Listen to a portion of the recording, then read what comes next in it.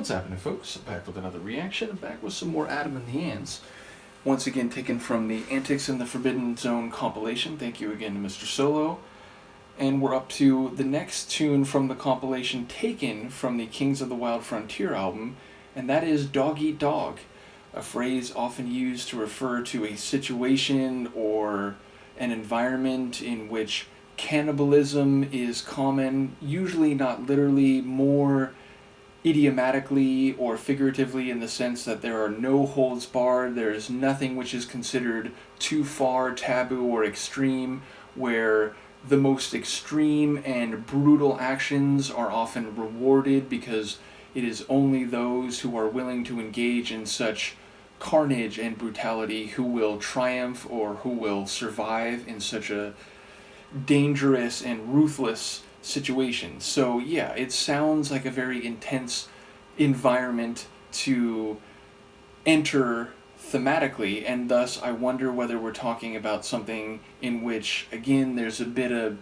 meta-reality, the idea of ant music referring to their approach to music, which was different from others and different from what other people were doing. I wonder if this is in a similar, like, reality meets art type of dynamic. So I'll see what I can pick up on a first listen. This is Adam and the Ants, and the track is Dog Eat Dog, taken from the Adam Ant compilation, Antics in the Forbidden Zone. Originally from Kings of the Wild Frontier.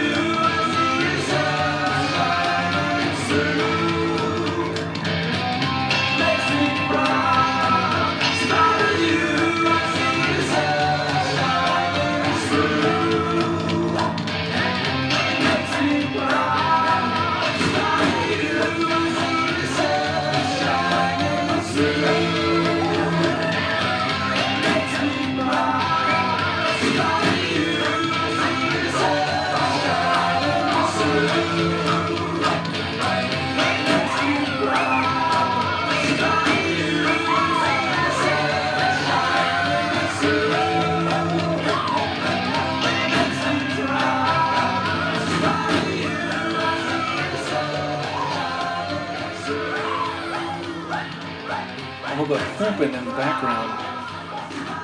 So, another wild and crazy song. Another one that definitely has a bit of that tribal vibe, though mixed with this spaghetti western, like John Ford movie type of environment, you know, like a like the frontier, the unknown, but also the rugged warriors who are willing to brave such an environment, which fits with the title on the surface. And we did hear not only dog eat dog, but it was extended dog eat dog eat dog eat dog, which essentially just multiplies or extends the concept where, you know, it's not just like a one-off, it's not just a particular situation where two people or entities of the same kind are cannibalizing each other, but extending it into time and across space.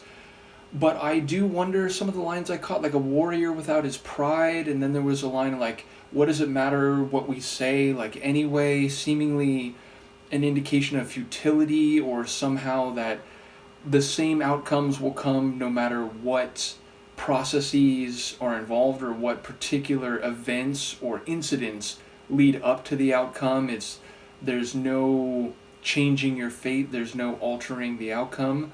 So a bit of a fatalism built into it. But then what was it, like that line that was repeated again at the end, like a number of times. Like I only heard like the first part of it, and now I can't even remember that part. It's something about being proud, I think, which maybe connects to that earlier line of like a warrior without his pride. But at least when I heard the first line, it's like, okay, like if you're in a dog-eat-dog environment and you're a warrior, you might engage in actions that you know on some level aren't morally noble or praiseworthy, but are necessary to survive in such an environment.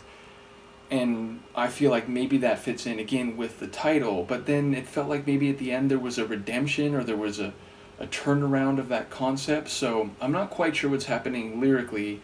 Vocally, there's the main vocal, then there's those, again, almost like, you know, Native American chant type vocal, although those seemed like a bit tongue-in-cheek, but they're mixed with these like rolling, cycling drum sequences, and I enjoyed the rhythm of that.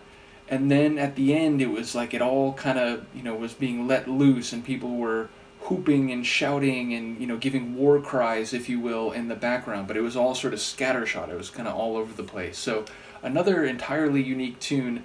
I'm not really sure what's happening. I feel like maybe it's less likely this is a, you know, comment on the music scene or their role in it. I could be wrong, of course.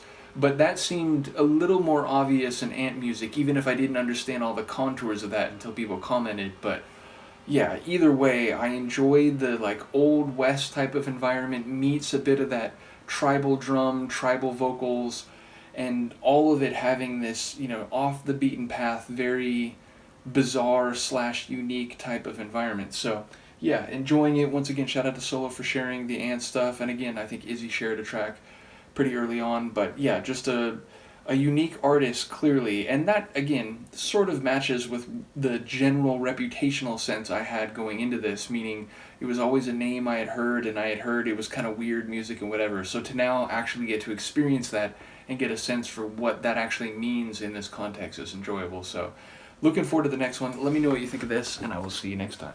Peace.